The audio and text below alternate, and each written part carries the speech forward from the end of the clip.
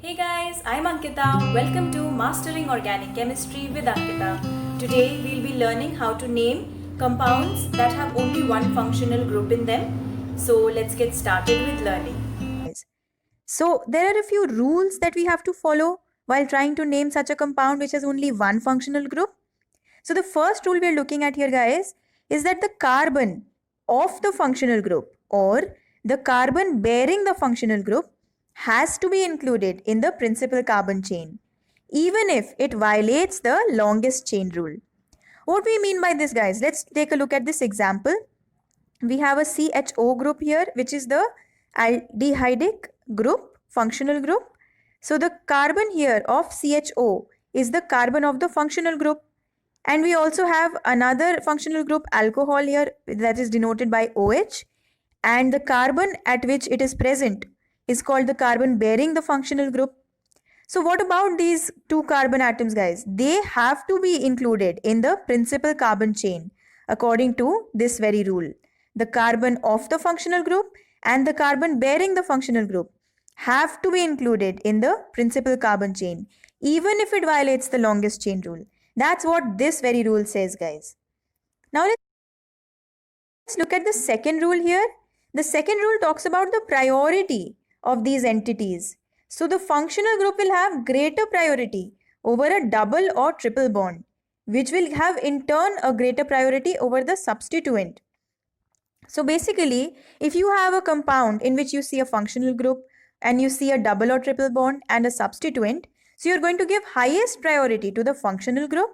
Then the intermediate priority or the second highest priority will be given to the double or triple bond, and the least priority will be given to the substituent. Now guys, for the third rule, I need you to answer this, that whether the statement is true or false. So the first statement here is that the carbon atom bearing the functional group always gets number 1 locant. What do we mean by this, guys? Let's look at an example here. So we can see that the carbon atom bearing the functional group here is this carbon atom, as this is our functional group, the aldehyde group. So this is our carbon atom bearing the functional group. And the second statement here says that the carbon atom of the functional group always gets number 1 locant. So basically, this is the carbon atom of the functional group. So guys, you tell me now, that is the carbon atom bearing the functional group getting number 1 locant? No, not at all. It is not getting number 1 locant. The carbon atom of the functional group is getting number 1 locant in this case. Therefore, this first statement might not necessarily be true. So it is false, as it does not always get number 1 locant, the carbon atom bearing the functional group. However, the carbon atom of the functional group always gets number 1 locant, as we can see over here. So therefore, this statement, the second statement, is true and is the third rule that you need to remember, that the carbon atom of the functional group always gets number 1 locant, guys. So now, let's look at the fourth rule here. So the fourth rule says that the locant of the functional group has to be written either before or after the name of the hydrocarbon. So basically, what do we mean by this, guys? Let's look at it with the help of an example. That here we have a 6 carbon straight chain compound having this alcoholic group attached to it. So we're going to first name the OH group, whether from the left or the right. According to lowest set of locant rule, we can see from the right we're getting it at 3rd carbon atom, whereas from left we're getting it at 4th carbon atom. So we'll go with the numbering from the right hand side.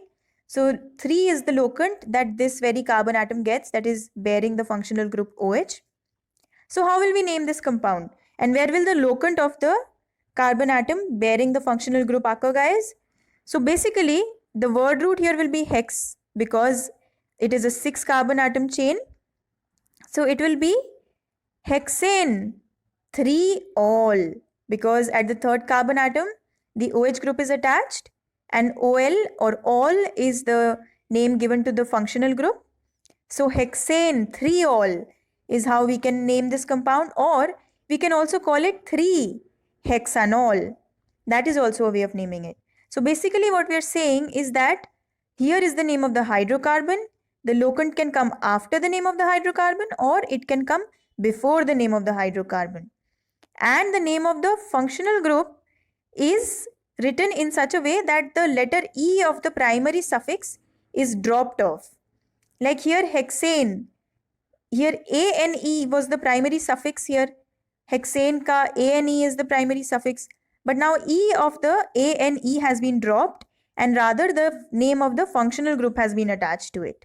So basically drop the E and replace it with the name of the functional group, that is OL in this case.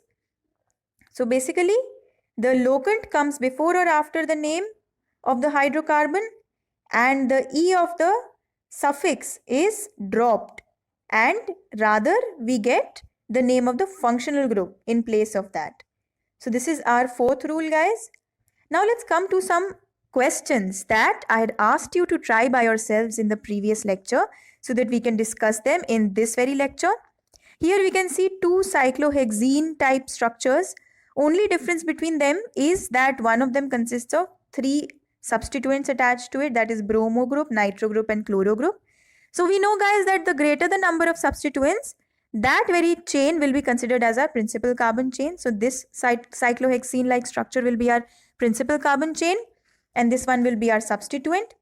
So now the question arises of how do we number this compound, the principal carbon chain, how do we number it? How do we number the substituents? So we know that the double bond always gets 1,2 number. So now after getting to know this, all we have to do is that we have to decide whether we give this as our number 1 locant or this carbon as number 1 locant. Now if we give number 1 locant to this carbon and we start our numbering from the anti-clockwise sense, so we are getting the locants as 1 for the double bond, 2 for the bromo group, 4 for the chloro group, 5 for the substituent and 6 for the nitro group. So 1, 2, 4, 5, 6 in the anti-clockwise direction. Now if we make this as our number 1 locant carbon, then we are getting 1 for the double bond, 1 for the bromo group, 3 for the nitro group, then 4 for the substituent and 5 for the chloro group. So 1, 1, 3, 4, 5 in the clockwise direction. So we can see that 1, 1 is always less than 1, 2. So according to the lowest set of locant rule, we'll follow the numbering in the clockwise sense, guys, and that too having this carbon as the number 1 locant. So the name of this compound where the bromo group gets number 1 locant, the double bond gets number 1 locant, the nitro group gets number 3 locant, the substituent gets number 4 locant and the chloro group gets number 5 locant. So now let's name this compound, guys. According to the alphabetical order decision, we'll get it as 1 bromo, 5 chloro, 4, then open the bracket for the name of this substituent, cyclohex, 2 ene, yl for the substituent part, the ene we replace it with enyl, enyl, then close the bracket, then 3 nitro, cyclohexene. Let's do it once again, guys. We have 1 bromo, 5 chloro, 4, open the bracket, cyclohex, 2 enyl, 3 nitro, cyclohexene. That's how we are naming this compound, guys. Here is the name of the compound. It's pretty long but pretty simple, as you can see now. Now take a look at the name of this compound, guys. Now then we'll move to the next question. The next question has 2 cyclohexadiene-like structures. Only difference is that one of them has 2 substituents, that is 1 chloro and 1 nitro group attached to it. So we know this, guys, that that very chain which has greater number of substituents will be our principal chain. So this is our principal chain. Now the question arises of numbering once again. We know that the double bond will get 1, 2 number. Either this double bond gets or this double bond gets. We'll have to decide that now. Then we also have to decide the direction of our numbering, whether it's clockwise or anti-clockwise. So let's give this carbon as number 1 locant. Assume it to be. Then the locants we're getting is 1 for the double bond, 1 for the nitro group, 3 for the chloro group, 3 for the double bond, then 5 for the substituent, 6 for the substituent, 1, 1, 3, 6. That's the locants we're getting when we take this carbon as number 1 and also when we do our numbering in the clockwise sense. Okay guys, now let's try to do our numbering in the anti-clockwise sense. What are we getting then? Okay, we take this carbon as our number 1 carbon. Then we get 1 for the double bond, 2 for the chloro group, 3 for the double bond again, 4 for the nitro group, and 5 for the substituent. So 1, 2, 3, 4, 5. And in the clockwise sense, we were getting 1, 1. So since 1, 1 is less than 1, 2, we'll go with the clockwise sense of numbering, in which the lowest set of locant rule is achieved. So we are getting, in the name of the compound, 1 locant to the nitro group, and 1 locant to the double bond, first double bond, and 3 locant to the second double bond, and 3 locant also to the chloro group, and 6 locant to the substituent. So now let's name this compound, guys, according to the alphabetical order decision.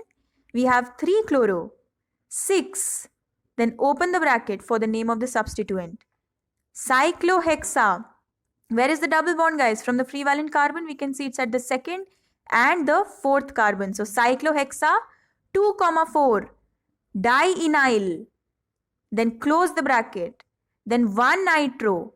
Cyclohexa 1, 3, diene. That's the name of this compound. Let's name it again, guys. 3 chloro, 6, open the bracket for the name of the substituent.